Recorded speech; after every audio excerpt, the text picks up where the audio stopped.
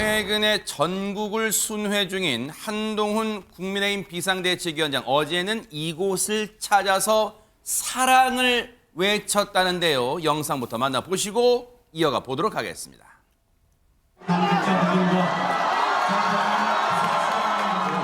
저는 부산을 너무나 사랑합니다.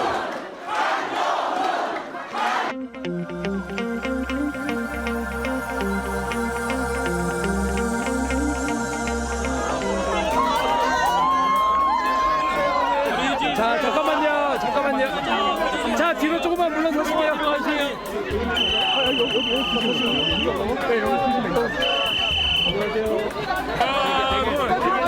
누님은 좋겠다. 4개 드릴게.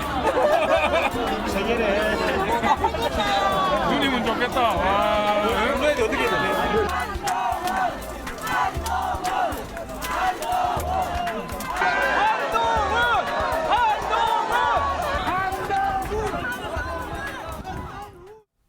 자, 저렇게 많은 인파 속에 이 둘러싸였던 한동훈 위원장, 비대위원장의 모습도 볼 수가 있었는데, 허준 변호사님, 부산과의 인연을 강조했다는데 무슨 인연이 있어요?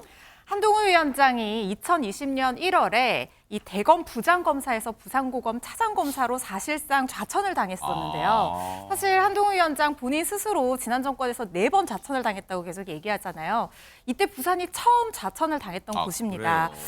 그리고 한동훈 위원장이 계속해서 가면서 지역마다 순회를 하면서 그 지역과의 굉장히 고유한 인연을 강조하는 말을 했는데, 부산을 너무나 사랑한다. 그때 처음 좌천당한 곳이 부산인데 네. 그 시절이 참 좋았다, 이렇게 얘기를 했습니다.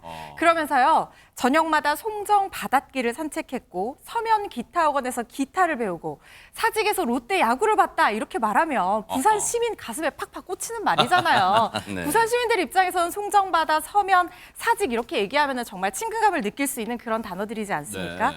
그러면서 부산 시민들의 마음에 가 닿으려는 노력을 했는데요. 네. 어제 1박 2일 일정으로 부산을 방문해서 네. 자갈치 시장과 비프 광장을 찾았습니다. 그러면서 지지자들과 저렇게 셀카 촬영도 하고요. 아까 보신 것처럼 부산 명물이죠. 이 호떡 안에 견과류가 들어가 있는 씨앗 호떡. 지금 호떡을 사는 장면처럼 보이는데요. 네. 그래서 씨앗 호떡도 시식을 하고, 네. 차량 타기 전에는 이 대구에서 했던 것처럼 의자 위에 올라가서 저와 국민의힘은 부산을 대단히 사랑한다라고 하면서 앞으로 부산에 더 잘하겠다라고 말하기도 했습니다. 네.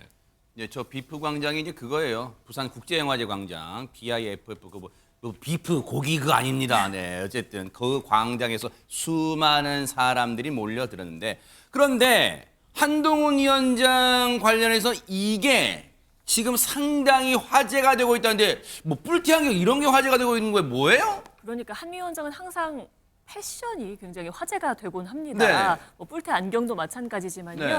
이번에는요, 공식 일정에서는 정장을 입고 있었는데 저녁 일정에 식사를 할 때 이 코트, 회색 코트 안에 입었던 맨투맨 티셔츠, 지금 바로 영상에 보이는 저거예요? 저건데요. 네.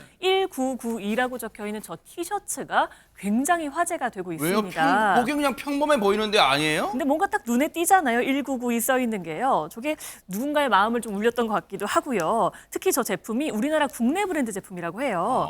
근데 2030 남성들이 많이 찾는 온라인 쇼핑몰에서 지금 팔고 있는데 저게 어제 저녁이잖아요. 네. 그런데 어제 오후 11시, 그러니까 어제 밤에 해당 사이트 전체 랭킹 1위에 오르기도 했다고 합니다. 판매 1위요? 랭킹 1위가 올랐다고 해요. 게다가 랭킹 1위. 지금 오후 4시 기준으로도 아까 확인해 보니까 아직도 4위에 올라 있더라고요. 와. 굉장히 인기가 있는 겁니다. 네. 해당 제품에 글들이 막 달렸는데요. 네. 문의글이 쇄도했는데 이게 한동훈 맨투맨 맞냐? 이름이 달라졌습니다. 어허. 한동훈 맨투맨 맞냐? 뭐 한동훈 한동훈님의 맨투맨. 한동훈님 티셔츠 맞냐라든가 네. 한동훈의 훈을 따서요. 훈이티 라고 부르기도 하고요. 굉장히 지금 인기가 있는 상황이라고 합니다. 심지어 네. 지금 세일도 하는 중이라 더 잘 팔리고 있는 것 같습니다. 그래요. 아니 근데 이제 한동훈 위원장의 뭐 패션 감각, 뭐 패션 센스가 그동안에도 뭐 뛰어나다, 이런 얘기는 자주 들려왔습니다만, 안진용 기자님, 근데 이제 이 시청자분들 중에는 아니 근데 저 평범해 보이는 티셔츠도 그렇지만 저 큼지막하게 써 있는 숫자는 뭘 의미하는 거야? 뭐 그렇게 궁금하실 것 같아요.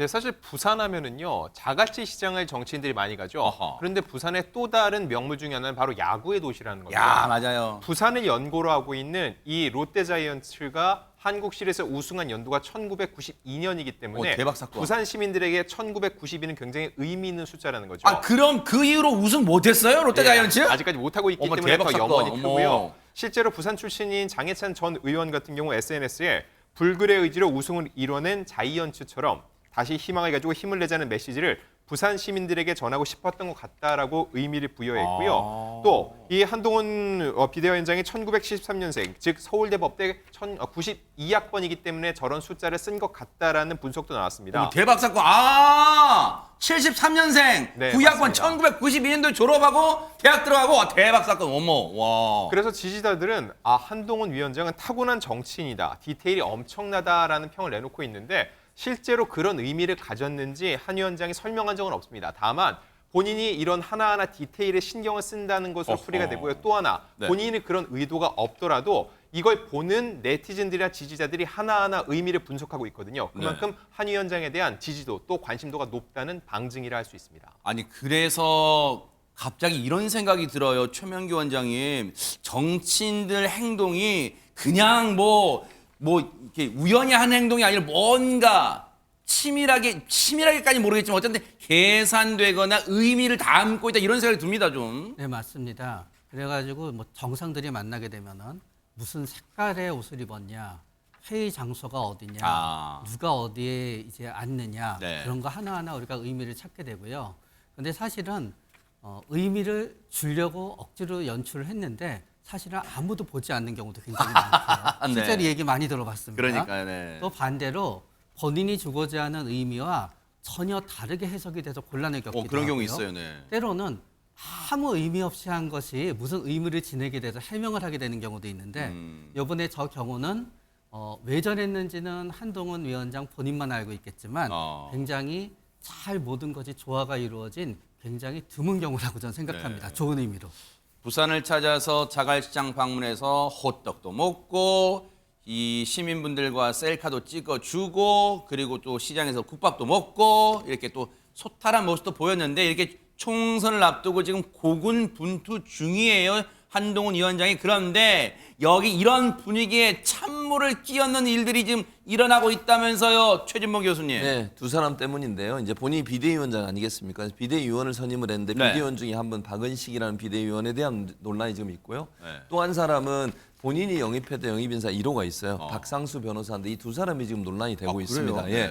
박은식 비대위원 같은 경우에는 지난 2021년 SNS에 글을 올렸는데 저분이에요? 예, 네. 그렇습니다. 올린 글의 내용이 뭐냐면 네. 김구 선생님에 대해서 네. 폭탄 던진 분이 국제 정세와 나라 돌아가는 시스템에 대해 잘 알까? 에이, 무슨 말이에요, 라고 이게? 얘기를 했어요. 그러니까 폭탄을 물론 김구 선생님이 폭탄을 던진 적은 없어요. 그러니까 독립운동 하신 분들이 폭탄도 던지고 아니면 암살도 하고 이랬잖아요. 일본인들을 향해서 네네네. 우리나라를 침략하고 우리나라를 약탈했던 사람들에 대해서 독립운동하는 선생님들을 이렇게 했고 김구 선생님 그 당시에 이제 독립운동의 지도자였으니까 네. 아마 그런 얘기를 한 것 같아요. 근데 사실은 그분들이 그런 행동을 할 수밖에 없었던 것은 우리를 강제로 병합하고 억압했던 일제에 저항하고 한가에서 우리나라 독립을 위해 싸우면서 했던 일이잖아요. 네. 근데 그분에 대해서 저렇게 비하적인 발언을 한 것에 대해서 지금 논란이 되고 있고 네. 물론 본인은 특정인 비하 의도는 아니었다고 해명을 하고 있지만 네. 이게 상당히 큰 논란을 불러일으키고 있고 또 과거에 이런 글도 올렸어요. 결혼과 출산의 주된 결정권자는 남자다. 이런 글을 올려서 또 논란이 되고 있습니다. 왜 결혼과 출산의 주된 결정권자가 왜 남자입니까? 그건 말이 안 되는 거죠. 그런 글을 올려서 논란이 되고 있고 네. 또 이제 한동훈 비대위원장 영입한 역임인사 1호가 박상수 변호사인데 이분 같은 경우에는 11월에 지난해 11월에 주택 문제를 거론하면서 60년대 이상 그러니까 그때 이상에 태어난 분들 얘기하는 거죠. 이상은 꿀빨러다 이렇게 표현했어요. 이제 꿀빨러라고 하는 것이 사실 고생하지 않고 편하게 이득을 본 사람을 얘기하는 건데 그래서 나이 드신 분들에 대해 좀 폄훼하는 그런 발언을 해가지고 논란이 됐고요. 또 이제 부동산 상승기에는 기획 이혼 소송이 늘어난다. 아마 이제 기획 이혼을 그러니까 실제로는 안 하는데 해서 또 다른 곳을 분양받고 이러려는 일들이 있다. 이런 걸 비판하는 거죠. 예, 그렇죠. 그걸 비판하는 마음에 저런 얘기를 했고요. 그래서 이제 이런 것들이 논란이 되다 보니까 여성들로부터 비판을 많이 받고 또 나이 드신 분들을 폄훼하는 거 아니 이런 비판이 있었는데 네. 거기에 대해서도 이제 본인은 특별히 그런 의도는 없었다고 하지만 논란이 되고 있는 상황이고 네. 마지막으로 이제 박상수 변호사가 운영했던 커뮤니티가 있어요. 주로 법조인들이나 아니면 법대를 졸업하신 분들 이분들이 같이 참여하는 곳인데 이 커뮤니티 물론 본인이 올린 글은 아니고요. 이런 글들이 있습니다. 예쁜 여자는 페미니즘을 하지 않는다. 여성 혐오 발언 다수가 올라온 것이 있어 논란이 되고 있는데 어쨌든 뭐 이런 여러 논란들 때문에 이 두 사람 때문에 한동훈 비대위원장이 정말 인사검증을 잘한 것이냐라고 네. 하는 비판이 일고 있는 상황입니다. 관련해서 민주당의 공세도 쏟아지고 있는데 이에 대해서 한동훈 위원장은 어떤 입장일까요? 들어보시고 이어가 보도록 하겠습니다. 국민의힘에 영입된 사람이나 국민의힘에 있다가 나간 사람이나 계속해서 여성 혐오 발언들이 잇따라 나오고 있지 않습니까? 근데 왜 여기에 대해서 강력하고 단호하게 조치하지 않습니까? 여성 혐오 발언 이런 것쯤은 해도 되는 겁니까?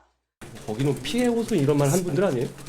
그런데 제가 그걸 자세히 보진 않았습니다만 그분이 직접 쓰신 글인가요?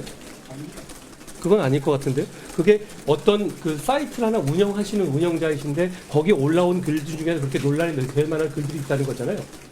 그런 점을 감안해서 만약에 그 박상수 변호사님이 본인이 그렇게 생각하신다. 본인이 그런 철학이다. 그럼 우리 당과 같이 갈 수 없습니다.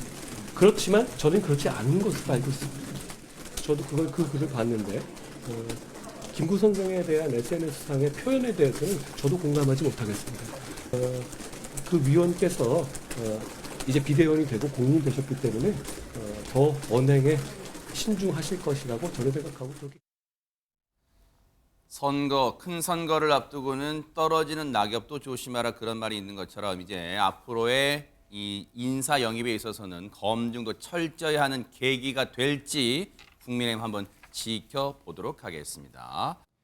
보고 계십니까? 대박 사건. 네, 안녕하십니까? 김명준입니다. 여러분과 함께하는 뉴스파이터. 다양한 소식과 뉴스를 보고 싶으시면 화면 오른쪽을 꾹 눌러 구독해 주시길 바랍니다. TV로도 유튜브로도 여러분께 한 발 더 다가가겠습니다. MBN 뉴스와 뉴스파이터를 사랑해 주셔서 고맙습니다.